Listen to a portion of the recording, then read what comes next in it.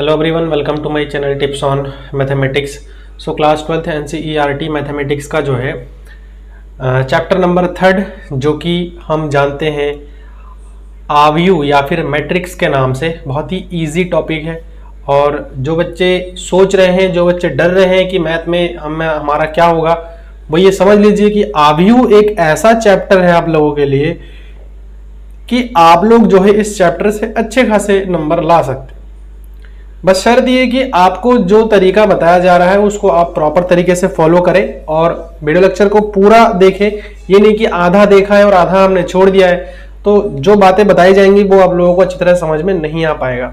ठीक है, वैसे तो क्वेश्चन बहुत ईजी रहते हैं इसमें, लेकिन कोई बात नहीं, हमें समझना है। और कुछ क्वेश्चन इसमें काफ़ी जो है देखने लायक होता है और समझने लायक होता है, जिसमें काफ़ी सारा कैलकुलेशन हमें करने होते हैं। तो चलिए स्टार्ट करते हैं आज का जो चैप्टर है आव्यूह।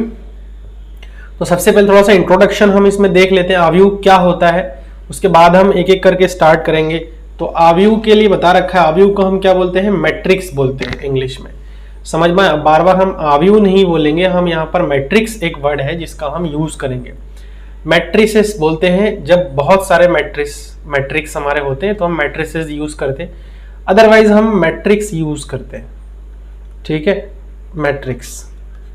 तो देखो मैट्रिक्स क्या होता है। मैट्रिक्स पंक्तियों और स्तंभों में व्यवस्थित संख्याओं का एक सेट होता है जो कि एक आयताकार सारणी बनाई जा सके, जिससे कि एक आयताकार सारणी बनाया जा सके। अब संख्याओं को मैट्रिक्स के तत्व, जो आयताकार सारणी में जो तत्व होते हैं, जो संख्याएं होती है, उनको मैट्रिक्स के एलिमेंट्स बोलते हैं। ठीक है, क्या बोलते हैं, एलिमेंट्स बोलते हैं, या प्रविष्टियां या फिर एंट्रीज। ठीक है, एंट्रीज बोलते हैं। मैट्रिक्स का इंजीनियरिंग, भौतिकी, अर्थशास्त्र और सांख्यिकी के साथ साथ गणित के विभिन्न शाखाओं में व्यापक अनुप्रयोग है। देखो कोई भी चैप्टर हम पढ़े, ऐसा नहीं है कि इसका यूज नहीं है, वाइडली यूज्ड है, इसका वाइडली यूज है इस पूरे वर्ल्ड में। आप ये समझ लीजिए मैट्रिक्स एक ऐसा टॉपिक है जिसका चाहे वो इंजीनियरिंग हो, साइंस हो, ठीक है, अर्थशास्त्र हो, सांख्यिकी हो, या फिर इन सबको तो हम बाद में लेंगे। हम मैथ में पढ़ रहे हैं ये चीज, तो मैथ में तो इसका भरपूर यूज है, समझ में। और अगर बताऊं कि इसका डेली लाइफ में हम कहां पर यूज करते हैं, तो भाई साहब जो भी आज आप टेक्नोलॉजी के साथ जो है फैमिलियर इतने ज्यादा हो गए हो, तो कहीं ना कहीं उसके पीछे इस मैट्रिक्स का एक बहुत बड़ा रोल है। कंप्यूटर साइंस में आप ये समझ लो मैट्रिक्स को बहुत ज्यादा यूज किया जाता है, बहुत ज्यादा यूज किया जाता है। आप लोगों ने लीनियर इक्वेशंस पढ़े होंगे, रेखीय समीकरण, लीनियर इक्वेशंस जिसको हम बोलते हैं रेखीय समीकरण। तो देखो रेखीय समीकरण को सॉल्व करने के हमने बहुत सारे मेथड्स देखे हैं, जो कि क्लास 9th में देखे हैं, 10th में देखे हैं, है ना, और ऐसे ही बहुत सारे तरीके से हमने जो है सॉल्व आउट किया है। लेकिन मैट्रिक्स एक ऐसा मेथड है जिसके हेल्प से हम कॉम्प्लेक्स जितने भी प्रकार के लीनियर इक्वेशंस होते हैं उनका हम जो है सॉल्यूशन इजीली कर सकते हैं। समझ में आ गया। तो ये तो छोटा सा जो है मैट्रिक्स का क्या था, डेफिनेशन था, हम कहां पर इसका यूज कर सकते हैं, डेली लाइफ में इसका क्या यूज है। अब देखो डेली लाइफ में आप बैठे रहोगे खाना खाते हुए, अगर सोचोगे कि मुझे मैट्रिक्स का यूज करना है, तो ऐसा तो देखो पॉसिबल नहीं है। आप सीधे से समझ लो, ये चीज साइंस और इंजीनियरिंग में आपके अंदर आप जो भी चीजों से फेमिलियर हो, जैसे मोबाइल हो गया, फोन हो गया, कंप्यूटर, लैपटॉप, आप कोई भी चीज यूज कर रहे हो, तो कहीं ना कहीं उसमें इस मैट्रिक्स का एक हिडन रोल है। आप ये समझ लो, जैसे मूवी होता है ना, मूवी में क्या करता है, हीरो जो होता है ना वो सामने फ्रंट में रहता है, बट उसके पीछे जो लोग रहते हैं ना, वो बहुत इंपॉर्टेंट रोल। तो आप लैपटॉप यूज कर रहे हो या फिर टेक्नोलॉजी यूज कर रहे हो, उसमें जितने प्रोग्रामिंग्स उसमें डाले जाते हैं, जो प्रोग्राम्स डाले जाते हैं, तो कहीं ना कहीं वो मैट्रिक्स के हेल्प लेकर के ही बनाया जाता है। समझ में। तो चलिए बहुत बातें हमने कर लिया है, और अब हम क्या करते हैं, इस चैप्टर से रिलेटेड जो भी चीजें एग्जाम में आएंगे हम उस पर फटाफट चर्चा करते हैं। क्या होता है मैट्रिक्स, कैसा दिखता है, चलिए इस पर हम बात करेंगे अभी। ठीक है, तो देखो इसमें बोल रखा है कि जो मैट्रिक्स है वो पंक्तियों और स्तंभों में व्यवस्थित संख्याओं का एक सेट ताकि एक आयताकार सारणी बनाया जा सके। तो सबसे पहले अगर मैं आयताकार सारणी बनाने की कोशिश करूं तो ये थोड़ा सा टैपर हो रहा है, तो इसको सही से बना लेते हैं। आयताकार सारणी, देखो आयत की बात किया है, तो आयत की जब बात किया है तो आयत तो ऐसा ही होता है हमारा, समझ में। अब इसमें हम क्या कर सकते हैं, पंक्ति और स्तंभों के रूप में व्यवस्थित कर सकते हैं। सपोज दैट कि ये हमारे पास A B C D E F है ना, पी क्यू आर, तो ये हमारे पास एक व्यवस्था हो गया जिसमें हमने पंक्ति और स्तंभ, पंक्ति कौन कौन से होंगे, देखो ये पंक्ति 1 जिसको हम क्या बोलते हैं, रो 1, इसको हम क्या बोलेंगे, रो 2, इसको हम क्या बोलेंगे, रो 3, ऐसे ही इसको हम क्या बोलेंगे, स्तंभ। स्तंभ मतलब होता है कॉलम 1, ठीक है, कॉलम 1, तो इसको हम सी से दिखा देते सीधा सीधा, बहुत लंबा हो जाएगा ये, है ना। C1 कॉलम 1, ये कॉलम 2, ये कॉलम हमारा कितना हो जाएगा, 3 हो जाएगा। क्लियर हो गया। ये हो गया हमारा मैट्रिक्स का एक छोटा सा रिप्रेजेंटेशन, जिसमें हम किसकी बात कर रहे हैं, रो की बात कर रहे हैं। तो रो को हम कैसे दिखा सकते हैं, देखो रो जो है इस प्रकार की सीधी लाइनें जितने भी होंगी वो सारे हमारे क्या क्या होंगे, रो होंगे, और कॉलम हमारे ऐसे होंगे, खड़ी जो लाइनें होती हैं वो हमारे कॉलम होते हैं। अब कितने भी कॉलम और कितने भी रोज हमारे हो सकते हैं, ठीक है, कितने भी कॉलम और कितने भी रोज हमारे हो सकते हैं। अब ये समझ लो कि ये जो मैंने घेराव यहाँ पर बना रखा है, इसमें यहाँ पर एक एलिमेंट होगा, यहाँ पर एक एलिमेंट होगा, यहाँ पर एक एलिमेंट होगा, यहाँ पर जहां जहां कटिंग हो रहा है यहाँ पर एक एक एलिमेंट होगा, हमारे एक एक अवयव होगा, जिसको हम अवयव या फिर मैट्रिक्स के क्या बोलते हैं, अवयव बोलते हैं। जैसा कि इसमें दिखा है, देखो A B C D E F P Q R, तो यहाँ कोई भी नंबर हो सकता है, कुछ भी हो सकता है, समझ में आ गया, कुछ भी हो सकता है। तो ये तो हमारा था मैट्रिक्स का रिप्रेजेंटेशन, मतलब हम मैट्रिक्स को कैसे प्रदर्शित करते हैं, समझ में आ गया, मैट्रिक्स को कैसे प्रदर्शित करते हैं। अब देखो मैट्रिक्स की जो हमने डेफिनेशन लिया है उस अकॉर्डिंग अगर मैं बात करूं तो कुछ मैथमेटिकल एग्जांपल्स लेकर के हम थोड़ा सा यहां समझते हैं, क्योंकि हम मैथमेटिकल एग्जांपल्स को लेकर के ही यहां पर सारा काम करेंगे। इस चैप्टर में जितने भी प्रॉब्लम्स है उनका हम सॉल्यूशन यहां पर करेंगे। तो देखो कुछ बेसिक एग्जांपल हम यहां पर आप लोगों के लिए लेते हैं, जिसमें उदाहरण नंबर मान लीजिए कि मैं पहला लेता हूं। एक मैट्रिक्स हमारे पास A है, ठीक है, एक मैट्रिक्स हमारे पास क्या है, A है, जिसमें -2 0 3, ऐसे ही इधर 5 पॉजिटिव स्क्वायर रूट ऑफ 5, और इधर हमारे पास 6, कोई भी नंबर हो सकता है। एक तो हमारा ये मैट्रिक्स हो गया, समझ में आ, एक तो हमारे ये मैट्रिक्स हो गया। अब अगर मैं इसमें रो और कॉलम की बात करूं तो कितने रो है, देखो ये रो हमारे 1 हो गए, ये हमारे रो 2 हो गए, ये हमारे रो 3 हो गए। तो रो नंबर ऑफ रोज कितने हो गए, रो हमारे पास हो गए 3। कॉलम्स की अगर मैं बात करूं तो ये C1 और ये वाले हमारे C2, तो कॉलम्स हमारे पास कितने हो गए, 2 कॉलम्स हो गए, ठीक है, 2 कॉलम्स हो गए। तो ये तो हमारे पास एक एग्जांपल था सिंपल, हम इस मैट्रिक्स को A से रिप्रेजेंट कर रहे, मैट्रिक्स को कोई नाम तो देंगे ही ना। तो ऐसे सेकंड वाला एग्जांपल देख लेते हैं। सेकंड वाला एग्जांपल हम इसको B मैट्रिक्स के नाम से रिप्रेजेंट कर देते हैं, और इसमें हमारे पास देखो 2 प्लस आयोटा, कुछ भी हो सकता है, कोई भी नंबर, कोई भी एलिमेंट हमारा यहाँ पर हो सकता है। 3 हो गया, ये माइनस का 1/2 हो गया। ऐसे ही कोई पॉइंट में नंबर हो सकता है, जैसे 3.5 हो गया, ऐसे ही -1 हो सकता है, ऐसे 2 हो गया, ठीक है, जितने भी नंबर होते हैं। ऐसे ही पॉजिटिव स्क्वायर रूट ऑफ 3 हो सकता है, 5 और 5/7। तो ये कुछ एग्जाम्पल्स है।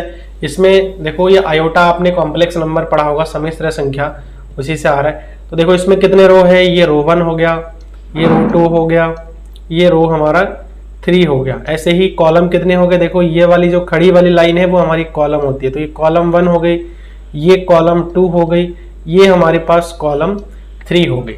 ठीक है ना, ये हमारे पास कॉलम 3 हो गई। तो अगर मैं बात करूं कि इसमें नंबर ऑफ रोज कितने हैं, नंबर ऑफ रोज 1 2 3, और नंबर ऑफ कॉलम कितने हैं 1 2 3, है ना। आया समझ में, बहुत इजी है। एक एग्जांपल और लेने की कोशिश करते, देखो तीसरा नंबर एग्जांपल एक सी मैट्रिक्स की हम बात करते हैं। और सी मैट्रिक्स की अगर मैं बात करूं तो यहां पर जैसे 1 + x एक एलिमेंट हो गया, x³ एक एलिमेंट हो गया, x एक एलिमेंट हो गया। ऐसे ही मैं यहां पर बात करूं तो ये cos x, फिर इसमें हो जाएगा sin x +2, और ऐसे ही यहां पर हो जाएगा हमारा tan x। ये हम मान के चलते हैं और इसको हम ऐसे रेक्टेंगुलर अरे में बंद कर देंगे, आयताकार बॉक्स बना करके बंद कर देते हैं। ये ब्रैकेट लगाना बहुत जरूरी है, ध्यान रखना है। मैट्रिक्स में ये जो ब्रैकेट है इसका बहुत बड़ा रोल है। अगर आप ये ब्रैकेट नहीं लगाएंगे, है ना, कई बच्चे क्या कर देते, ऐसे लगाते, कई बच्चे ऐसे लगा देते, है ना। या तो आप ऐसे बनाओ, देखो, या तो आप ऐसे बनाओ, स्क्वायर ब्रैकेट लगाओ, या तो आप इस प्रकार से बनाओ। ऐसे भी हम रिप्रेजेंट कर सकते हैं, समझ में आया, ऐसे भी हम जो है रिप्रेजेंट कर सकते हैं।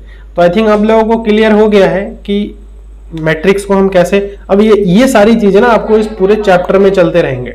ये आपको पूरे चैप्टर में इस प्रकार के रिप्रेजेंटेशंस एक एक करके दिखता जाएगा, है ना। अब चलिए, हम मैट्रिक्स के बारे में बहुत सारी बातें हमने कर लिया है, कैसा दिखता है, कैसा हम इसको लिखते हैं, वो भी हमने बात कर लिया है। अब इसमें बहुत इंपॉर्टेंट एक पार्ट आ रहा है हमारा इसमें, जिसमें हम बात करेंगे आज कि आव्यूह की कोटि। ठीक है, आव्यूह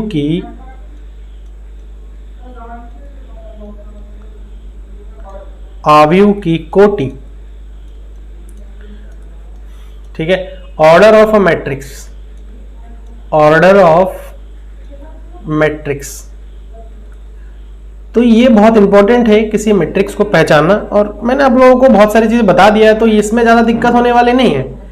कैसे पहचानेंगे ऑर्डर ऑफ मैट्रिक्स, देखो number of row and number of column, आप इसमें जो है क्या कर लो, पंक्तियों की संख्या और जो स्तंभ है, स्तंभों की संख्याओं को आप गिन लो, तो वो हमारा जो है क्या हो जाएगा, ऑर्डर हो जाएगा, है ना, ऑर्डर हो जाएगा।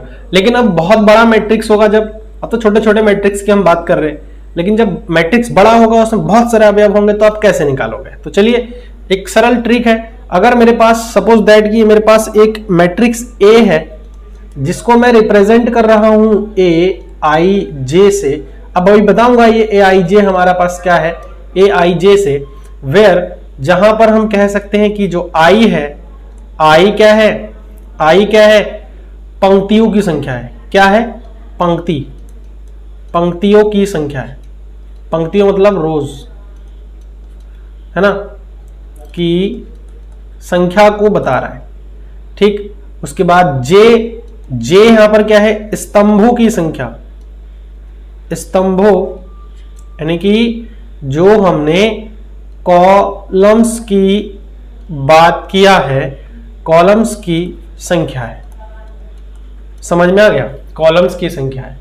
तो देखो, अगर एक मैट्रिक्स हमारे पास ए आई जे है, और जिसको हम ए आई जे को अब लिखते हैं, देखो A11, A12, ऐसे ही A1n तक जा रहा है, ऐसे ही A21, A22, ऐसे ही आगे तक चलेगा, A2n तक जाएगा। ऐसे ही हम नीचे की ओर अगर आए तो A देखो 1 2, इसमें हम क्या ले लेते हैं, M1। ऐसे ही इधर हम आते जाएंगे तो AM2, ऐसे ही हम इधर आते जाएंगे AM, और देखो ये इधर क्या आ रहा है, हमारा N आ रहा है। तो हमारे पास हम देख सकते हैं कि नंबर ऑफ रो इसमें कितने हो गए हैं। तो अगर इसके ऑर्डर की बात करें तो आव्यूह की कोटि, आव्यूह, ये एक सामान्य आव्यूह हमने लिया है, आव्यूह ए की कोटि को कैसे निकालेंगे। कोटि, अगर देखो नंबर ऑफ रो कितने हैं, नंबर ऑफ रो 1 2 3 और इस प्रकार से डॉट डॉट करके m तक जा रहा है ना, m रो है। तो पहले वाला जो नंबर होता है ना उसको हम रो में काउंट करते हैं, दूसरा वाला जो नंबर है इसको हम जो है कॉलम में काउंट करते हैं। तो इसका मतलब m रो है और n इसमें कॉलम है ना, देखो n कॉलम है, ठीक है। ऐसे खड़े में n लाइनें हैं और ऐसे पड़े में m लाइनें हैं, तो m इंटू n हो गया। तो नंबर ऑफ कोटि कैसे निकालेंगे, देखो m इंटू n करेंगे तो हमारा जो है आव्यूह का कोटि निकल आएगा, समझ में आ गया, आव्यूह का कोटि निकल के आ जाएगा। आव्यूह का कोटि निकालने के लिए सिंपली आप कैसे निकाल सकते हो, जितने भी इसके कॉलम्स है ना, पंक्तियों की संख्या गुणा स्तंभों की संख्या। अब इसका एक एग्जांपल ले लेते हैं छोटा सा और समझने की कोशिश करते हैं। एक सपोज दैट कि हमारे पास एक बी मैट्रिक्स है जिसमें हमारे पास 2 3 4 5, अभी तो छोटा है। रो कितने हैं, देखो रो 1 रो 2, कॉलम कितने हैं, कॉलम 1 कॉलम 2। तो इसमें अब इसका अगर जो है वो बताने हैं ऑर्डर, कोटि बी की कोटि कितना हो जाएगा, रो इंटू कॉलम। तो रो कितने हैं 2, कॉलम कितने हैं 2, इसका मतलब इसकी कोटि कितनी होगी 4, इसकी कोटि हो गई। समझ में आ गया। तो आव्यूह की कोटि भी कोई बहुत जो है टफ नहीं है, ये आप लोग आराम से समझ सकते हो या फिर इसको निकाल सकते हो। इसका एग्जाम्पल भी है बहुत सारे, आगे लेकर के हम सॉल्व आउट भी कर सकते हैं, ऐसा नहीं है, इसमें काफी सारे एग्जाम्पल है। अब जैसे कि मैं बात कर रहा हूं कि एक मैट्रिक्स हमारे पास बी मैट्रिक्स है, ठीक है। एक एग्जाम्पल हम इसको उदाहरण का नाम दे देते हैं, उदाहरण 1, ऐसे ही ये हो गया उदाहरण नंबर 2। बी मैट्रिक्स है जिसमें 2 3 4 है। अब इसमें बताओ नंबर ऑफ रो कितने होंगे, देखो रो हमारे पास ये रो 1, ये हमारे पास कितने हो गए रो 2, ये हमारे पास कितने हो गए रो 3, और ये एक ही कॉलम है तो ये कॉलम 1 हो गए। तो अगर मैं इसकी बी की कोटि बताऊं, बी की कोटि बराबर रो इंटू कॉलम, तो रो हमारे पास 3 कॉलम हमारे पास 1, तो ये है 3 इसका ऑर्डर। देखो मैट्रिक्स मैं बता रहा हूं यहां पर जनरली, लेकिन इसके अलग अलग नाम भी है, पहचानने के तरीके हैं। अब उस नाम पर भी हम चर्चा करेंगे।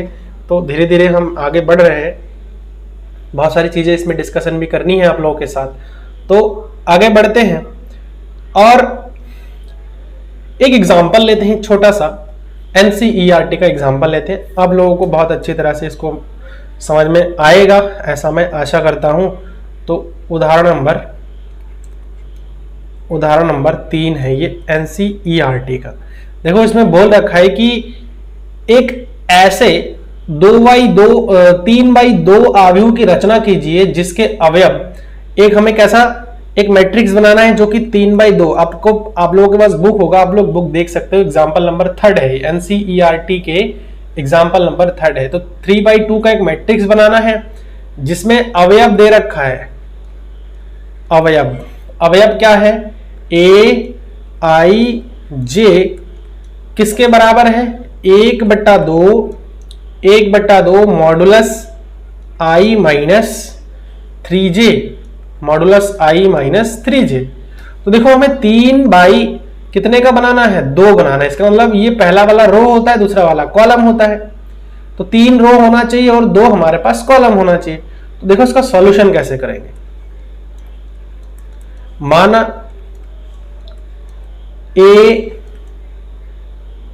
3/2, 3 गुणा 2 का आव्यूह है, तो ए बराबर कैसे निकलेंगे, देखो ए रो हमारे पास कितना होना चाहिए, 3 रो होना चाहिए, 3 रो होना चाहिए। तो मैं इसको A11 और 2 कॉलम होना चाहिए, तो A11 यहां पर जो है इसको हम सेम नाम से ही दिखा देते, कोई इश्यू नहीं है। A12, उसके बाद A21, A22, A31, A32, ठीक है, A32। तो ये हमारे पास देखो एक मैट्रिक्स आ गया है जिसमें देखो 3 रो है, 1 2 3 रो है और 2 कॉलम है। जब आप धीरे धीरे सॉल्व आउट करेंगे तो बहुत सारी चीजें आपको क्लियर होने लगेगी। अब देखो इसका हेल्प लेकर के हमें क्या करना है, A11 निकालना है, A12 निकालना है, A21, A22, A23, ऐसे 31, इस प्रकार के जितने भी जो है वो सारे के सारे नंबर हमें निकालना है। नाउ अब हमें क्या करना है, देखो A11 निकालना है, तो A11 आप कैसे निकालोगे, Aij बराबर दे रखा आपका 1/2, i का मान देखो यहां पर क्या हो जाएगा 1 और j का मान भी 1। अगर मैं इसको हम देखें तो i का मान 1 और j का मान भी 1 आ रहा है, तो जहां जहां i है वहां 1 रखो, जहां जहां j है वहां 1 रखो।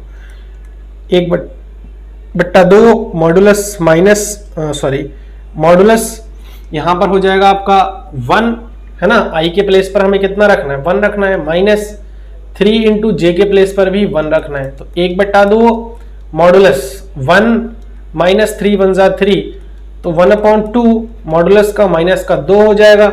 और देखो मॉडुलस, कोई भी मॉडुलस में अगर नेगेटिव नंबर है तो वो पॉजिटिव हो जाता है, ठीक है, तो कितना हो जाएगा, 2 से 2 कट गया, 1 बच रहा है। ऐसे ही मैं अगर A12 निकालू, 12 क्या हो जाएगा, देखो i की जगह पर 1 है, j की जगह पर 2 है, तो 1/2 i की जगह पर 1, j की जगह पर कितना है 2 है, तो 3 इंटू j की जगह पर कितना रखना है, हमें 2 रखना है। समझ में आ रहा है, तो 1/2 कैलकुलेट कर लीजिए। अब 1 - 3 2 जार 6, तो यहां से 1/2 यहां से कितना आ जाएगा, -5। और मैंने अभी आप लोगों को बोला है कि जब मॉडुलस में कोई रहता है तो वो हमारा क्या पॉजिटिव हो जाता है, तो 5/2 हो गया। अब उसके बाद क्या निकालना है, A21 भी निकालना है। अब i के जगह पर 2 हो गया, j के जगह पर 1 हो गया, तो 1/2 2 - 3 इंटू 1 हो गया j के जगह पर, तो 1/2। चलिए सॉल्व करिए, 2 - 3 तो 1/2, और यहां से मॉडुलस में माइनस का 1 जो कि 1/2 आ जाएगा। ऐसे ही A22 निकालिए, A22 1/2, i के जगह पर 2, 3 गुणा j के जगह पर भी 2, तो कितना आ रहा है 1/2, 2 - 6 इज इक्वल टू 1/2। यहां से कितना हो जाएगा, माइनस का 4, तो माइनस का 4 यहां से अल्टीमेटली प्लस का 4 हो जाएगा, तो ये कटेगा, तो 2 दूनी 4, तो ये सिंपली 2 आ जाएगा। अब A31 निकालेंगे ना, 1/2 मॉडुलस i की जगह पर 3 -3 इंटू j की जगह पर 1, तो ये हमारे पास 1/2 मॉडुलस 0, मतलब ये टोटली हमारे पास कितना आ जाएगा, 0 आ जाएगा। ऐसे ही a अगर मैं 3/2 की बात करूं तो 1/2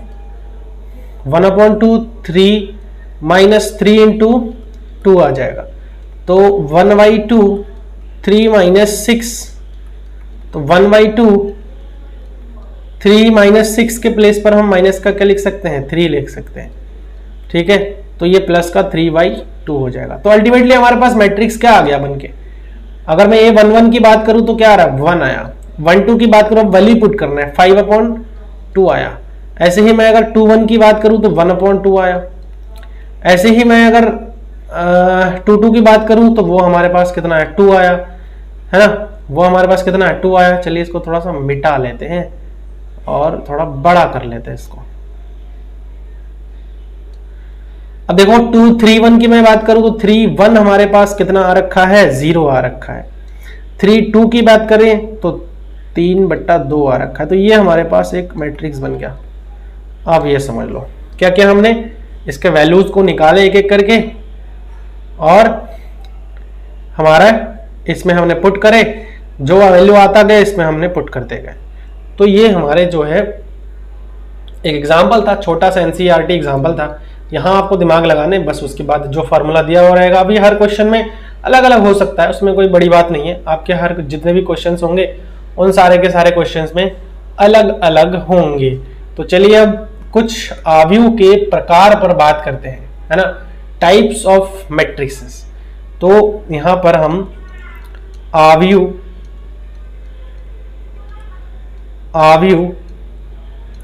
के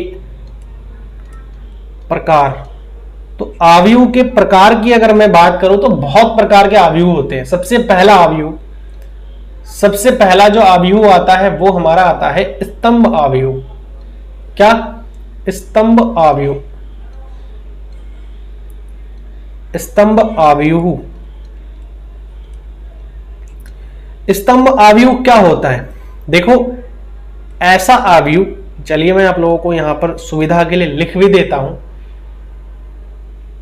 ऐसा आव्यूह जिसमें केवल एक स्तंभ होता है, ऐसा आव्यूह जिसमें एक स्तंभ होता है। स्तंभ का मतलब आप समझ लीजिए कॉलम। एक स्तंभ होता है तो उसको हम क्या बोलते हैं? स्तंभ आव्यूह बोलते हैं। एग्जाम्पल ले लो एक छोटा सा, जैसे एक ए है। अब इसमें देखो एक ही स्तंभ होगा। रो की जो स्तंभ, पंक्तियों की अगर मैं बात करूं, रोज की अगर मैं बात करूं, तो रोज हमारे कितने भी हो सकते हैं, लेकिन स्तंभ हमारे एक ही होना चाहिए। जैसे 1 2 3 4 में ऐसे लिख रहा हूं, तो देखो इसमें रो हमारे पास कितने आ गए? 1 2 3 4 रो आ गए, लेकिन स्तंभ इसमें कितने हैं? एक ही स्तंभ है, दिख रहा है ना, एक ही स्तंभ है। तो ये हमारे पास क्या हो गया? स्तंभ आव्यूह हो गया। ऐसे ही मैं अगर बात करूं पंक्ति आव्यूह, है ना, पंक्ति आव्यूह, तो पंक्ति आव्यूह क्या हो जाएगा? पंक्ति आव्यूह, पंक्ति आव्यूह। तो पंक्ति आव्यूह भी ऐसा ही होता है जैसा हमने स्तंभ के बारे में कहा है। ऐसा आव्यूह, ऐसा आव्यूह जिसमें एक पंक्ति हो, एक पंक्ति होता है, ठीक है। अब यहां पर चाहो तो और भी अच्छे से लिख सकते हो, जिसमें केवल और केवल, केवल एक स्तंभ होता हो, जिसमें केवल, और स्पेसिफाई हो जाएगा और क्लियर हो जाएगा, जिसमें केवल एक ही पंक्ति हो। एक ही पंक्ति मतलब आप देखो, एक एग्जांपल ले लो छोटा सा, सभी का एग्जांपल भी लेंगे। एक हमारे पास मान के चलता हूं कि बी एक मैट्रिक्स है, एक आव्यूह हो जिसमें हमारे अवयव 1 2 3 4 5। अब देखो ना, इसमें रो कितने हैं? एक रो है, एक रो है। कॉलम कितने हैं? 1 2 3 4 5 कॉलम है। 1 गुणा 5 हो गया। तो इसकी अगर मैं क्रम की बात करूं, है ना, इसके अगर मैं क्रम की बात करूं, कोटि की बात करूं, कोटि या क्रम भी हो सकता है, तो कोटि कितना हो जाएगा? इसकी कोटि 4 1 कम 4, 4 गुणा 1 बराबर 4। अगर मैं इसके कोटि की बात करूं, साथ ही साथ सारी चीजें क्लियर करते हुए जाते हैं। इसके अगर कोटि की बात करूं तो 1 गुणा 5, जो कि 5 के बराबर आ गया। तो ये तो था हमारा स्तंभ आव्यूह। दूसरा हमारा था पंक्ति आव्यूह या फिर रो मैट्रिक्स। चलिए तीसरे पर बात करते हैं। तीसरा हमारा क्या होगा? तीसरा देखिए वर्ग आव्यूह। नाम से पता लग रहा है ना कि वर्ग टाइप का कुछ तो बनेगा। वर्ग आव्यूह, वर्ग आव्यूह। अब ऐसा आव्यूह, वर्ग आव्यूह ऐसा आव्यूह होता है जिसमें नंबर ऑफ रो और नंबर ऑफ कॉलम क्या होता है? बराबर होता है। एक आव्यूह जिसमें पंक्तियों की संख्या स्तंभों की संख्या के समान होती है ना, या फिर ऐसे लिख लो, वहां आव्यूह, वहां आव्यूह, वहां आव्यूह जिसमें पंक्तियों की संख्या, पंक्तियों की संख्या स्तंभों की संख्या के बराबर या फिर समान होती है, समान होती है। नाम से पता चल रहा है ना। चलिए एक एग्जांपल ले लेते हैं छोटा सा। अब मान लीजिए हमारे पास एक सी मैट्रिक्स है जिसमें ए बी सी डी है। तो देखो इसमें रो कितने हैं? 2 रो है। कॉलम कितने हैं? 2 है। तो ऑब्वियसली बात है number of row number of column समान होनी चाहिए, है ना। एक एग्जांपल और ले लेते हैं। डी एक मैट्रिक्स है जिसमें हमारे पास 1 2 3 -1 0 5 3 2 1 अब इसमें नंबर ऑफ रो कितने हैं 3, नंबर ऑफ कॉलम कितने हैं 3, तो ये हमारे पास हो गए वर्ग अवयव। बहुत सरल है ना, बहुत सरल है वर्ग अवयव। उसके बाद देखो इसमें आता है हमारा, चलिए अगले उस पर चलते हैं, फोर्थ नंबर में हमारा आता है एक विकर्ण अवयव। कैसा अवयव? विकर्ण अवयव। विकर्ण अवयव जिसको हम क्या बोलते हैं इंग्लिश में? Diagonal matrix. क्या बोलते हैं? Diagonal matrix. Diagonal matrix. अब विकर्ण का मतलब आप समझ ही सकते हैं, एक आयत ले लो और उस आयत का एक विकर्ण ड्रॉ कर लो, तो वो जो है हमारा विकर्ण अवयव हो जाएगा। आप समझ लो विकर्ण अवयव, है ना। देखो ऐसा अवयव या फिर वह अवयव जिसमें उसके विकर्ण के अतिरिक्त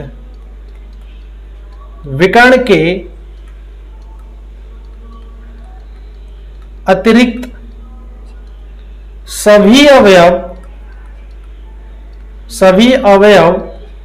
शून्य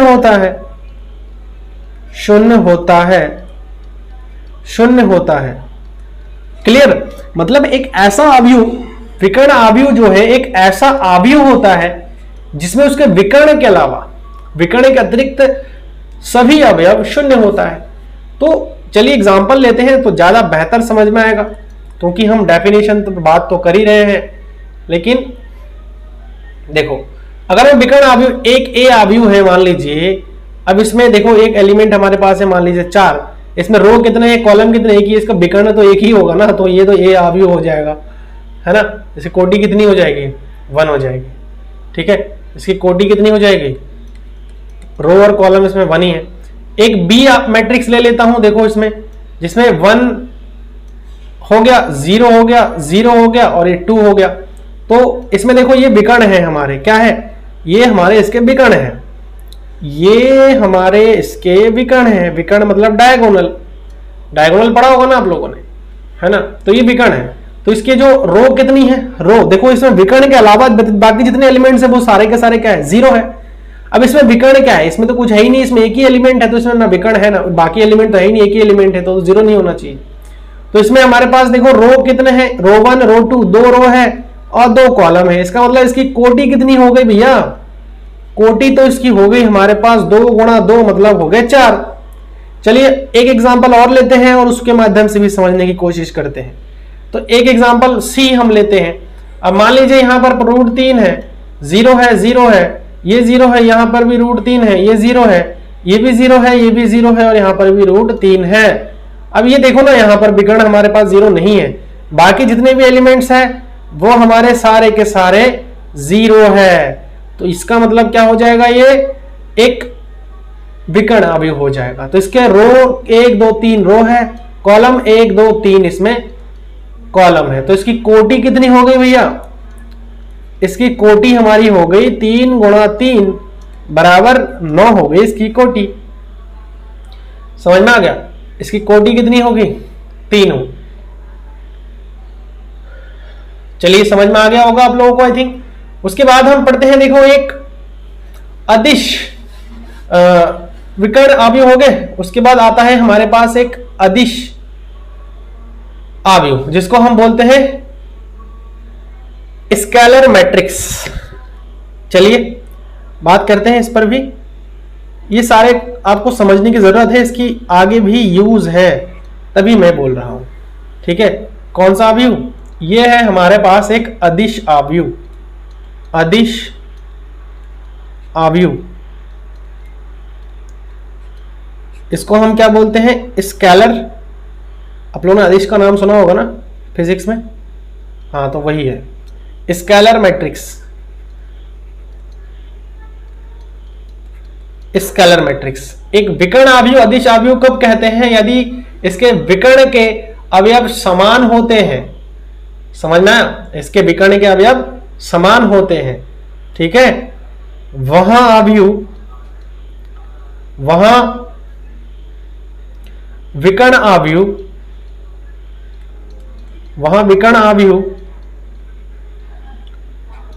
जिसमें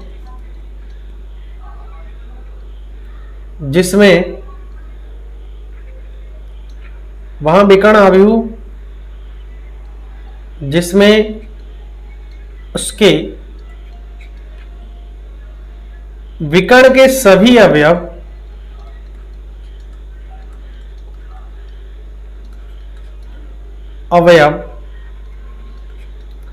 समान होते हैं, मतलब एक जैसे होता है, समान होते हैं, है ना, समान होते हैं। मतलब इसमें यह कहा है कि देखो वहां विकर्ण आव्यूह मतलब क्या, अभी जस्ट मैंने बताया, विकर्ण आव्यूह वो आव्यूह होता है जिसमें उसके विकर्ण के अवयव जो है, उसके जितने डायगोनल एलिमेंट्स होते हैं, उसके जितने विकर्ण अवयव होते हैं वो जीरो नहीं होते हैं, बाकी सब जीरो हो जाते हैं। मतलब ये जो हम इस अदिश आव्यूह की बात कर रहे हैं, ये भी एक हमारा विकर्ण आव्यूह तो होगा, लेकिन ये ऐसा विकर्ण आव्यूह होगा जिसमें विकर्ण के जो सभी अवयव है वो हमारे एक जैसा। समझ में आ गया? तो चलिए एक एग्जांपल लेते हैं, जैसा कि मैं यहां पर लिख रहा हूं 1 0 0 1। अब देखो ना, ये विकर्ण आव्यूह हो गया हमारे पास। एक बी मैट्रिक्स लेते हैं जिसमें मैं बात करता हूं √3, अभी लिया था इससे पहले, √3 0 √3 0 0 0 √3। देखो ये एक हमारा विकर्ण आव्यूह है, ये एक विकर्ण आव्यूह है। क्यों? क्योंकि इसके विकर्ण के जो अवयव है वो जीरो तो नहीं है, बाकी सब अवयव जीरो है। तो इसका मतलब क्या है, ये सारे के सारे एक विकर्ण आव्यूह है, लेकिन ये एक अदिश आव्यूह भी है। ऐसा क्यों? क्योंकि इसमें जो विकर्ण के अवयव है वो बराबर है, एक जैसा है, सेम है दिखने में। देखो ना यहां पर इसके जो विकर्ण है वो क्या है, सबके सब √3 है। ये एक विकर्ण आव्यूह भी है, विकर्ण जीरो नहीं है, बाकी सब जीरो है, तो विकर्ण आव्यूह भी, लेकिन सारे के सारे अवयव हमारा एक जैसा है। तो इसका मतलब क्या हो जाएगा, ये हमारे पास एक अदिश आव्यूह हो जाएगा। चलिए, आई थिंक आप लोगों को समझ में आ गया है।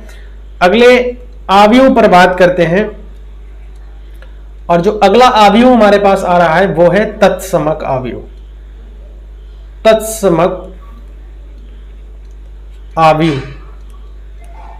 तत्समक आव्यूह को हम इंग्लिश में बोलते हैं आइडेंटिटी मैट्रिक्स। ये नाम आप लोग याद रखना, इंग्लिश वाला, ठीक है। आइडेंटिटी मैट्रिक्स, आइडेंटिटी मैट्रिक्स देखो कैसा आइडेंटिटी मैट्रिक्स होता है, ऐसा वर्ग आव्यूह जिसके विकर्ण के जो सभी अवयव है वो एक होते हैं, है ना। चलिए लिख देते हैं, ऐसा वर्ग आव्यूह, तत्समक यानी आइडेंटिटी होने के लिए वर्ग होना जरूरी है। ऐसा वर्ग आव्यूह जिसके विकर्ण के सभी अवयव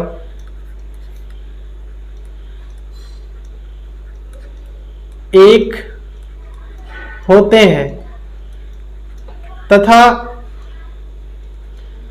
अन्य सभी अवयव शून्य होते हैं।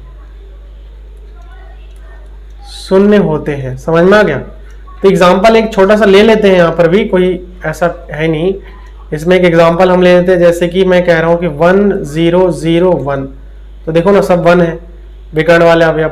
एक बी मैट्रिक्स ले लेते हैं जिसमें 1 0 0 0 1 0 0 0 1, ये हमारे पास हो गया। देखो विकर्ण के अवयव क्या है, 1 है सारे, तो इसको हम क्या बोलेंगे, आइडेंटिटी एलिमेंट्स या फिर आइडेंटिटी मैट्रिक्स, तत्समक आव्यूह। चलिए अगला शून्य आव्यूह, नाम से पता लग रहा है ना, शून्य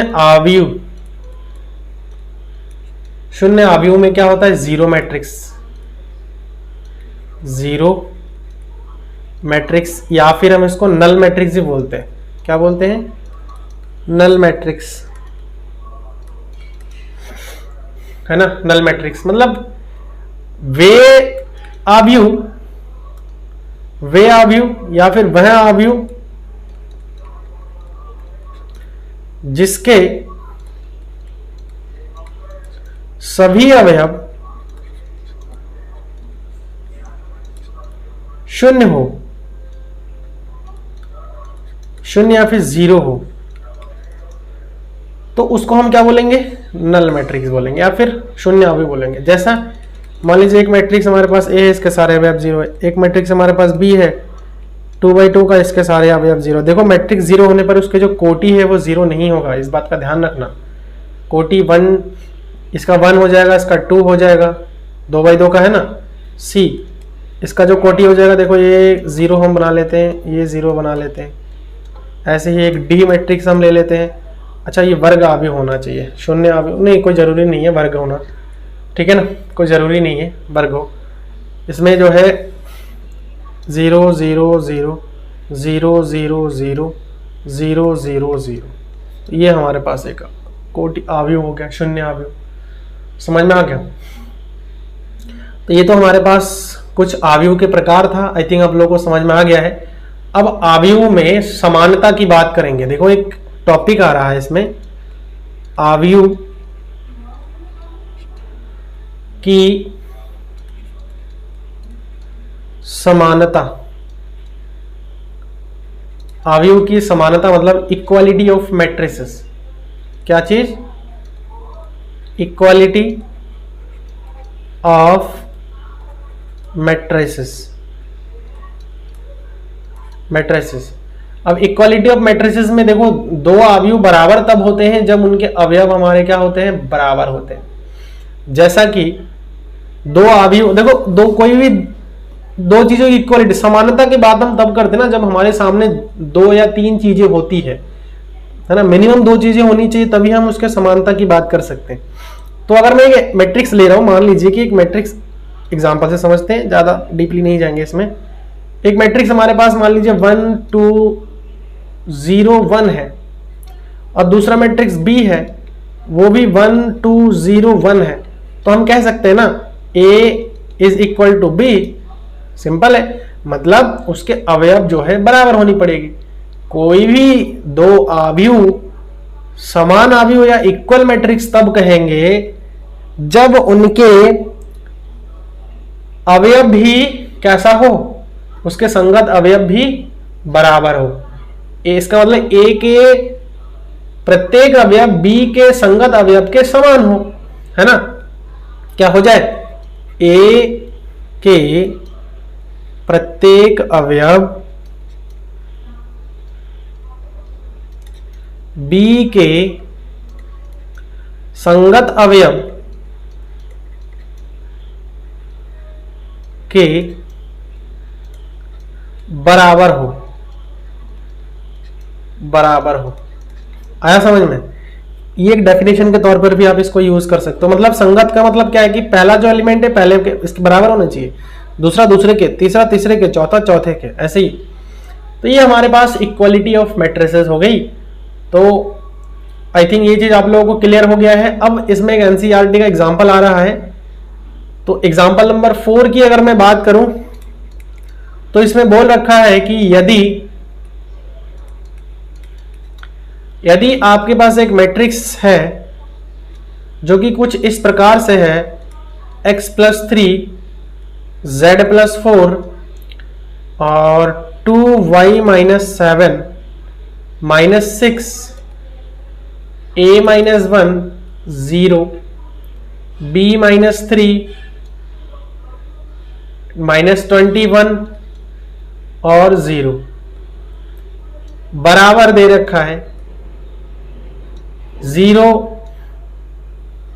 6 3y -2 -6 -3 2c +2 2b +4 और तीसरा एलिमेंट -21, चौथा एलिमेंट 0, तीसरा एलिमेंट 0। तो ये चीज होगा। अब देखो बराबर का है तो इसमें बोल रखा है हो, तो हमें मान निकालने a b c x y z। तो A comma B comma C comma X comma Y comma Z का मान निकालने हैं। तो अभी क्या बताया कि अगर दो मैट्रिक्स हमारे इक्वल है तो उसके संगत अवयव भी तो बराबर होंगी। तो संगत अवयव बराबर होंगी तो इसका मतलब क्या है, देखो x plus 3 is equal to क्या हो जाएगा, 0 हो जाएगा। पहला जो एलिमेंट है पहले के बराबर होगा, है ना, पहला जो एलिमेंट है वो पहले अवयव के बराबर होगा, दूसरा जो है दूसरे के बराबर होगा, तीसरा जो है तीसरे के बराबर होगा। ऐसे ही उसके संगत अवयव एक दूसरे के बराबर होंगे। तो सबसे पहले x प्लस 3 कितना आ गया, 0 आ गया। दिस इंप्लाई x का मान हमारे पास कितना आ गया, -3 आ गया। क्लियर। दूसरा में चलते हैं, देखो z plus 4 is equal to 6 आ रहा है ना, 6 आ रहा है। It imply z is equal to 6 minus 4 is equal to कितना आ जाएगा, 2 आ जाएगा। तो यहां से हम अगर मैं बात करूं z का मान कितना आ गया, 2 आ गया। उसके बाद तीसरे पर चलते हैं, देखो 2y माइनस 7 बराबर 3y माइनस 2। तो ये सॉल्व कर लो उसको, देखो कितना आ रहा है, 2y माइनस का 3y बराबर माइनस का 2 और प्लस का 7। तो यहां से कितना हो जाएगा, माइनस y, है ना, माइनस का y हो जाएगा। ठीक है, उधर ले जाएंगे 7, ये हमारे पास कितना आ जाएगा, 5। तो यहां से अगर मैं y की बात करूं तो y बराबर माइनस का 5 आ जाएगा। इसके संगत अवयवों को हम सिंपली क्या कर रहे हैं, बराबर कर रहे हैं, है ना, बराबर कर रहे हैं। चलिए अगला देखते हैं, -6 बराबर है a -1 बराबर -3 आ रहा है। तो a बराबर -3 प्लस का 1 और a बराबर कितना आ जाएगा, -2 आ जाएगा। चलिए अगला, ये 0 अभी देखो इस c के मान के बराबर हो गया। 2c plus 2 is equal to 0। तो 2c इज इक्वल टू -2, तो c is equal to -1, c का मान भी आ गया, है ना। उसके बाद देखो ये b -3 हो जाएगा, ये चीज इसके बराबर हो जाएगा। तो यहां से कितना आ जाएगा, b -3 is equal to 2b plus का 4।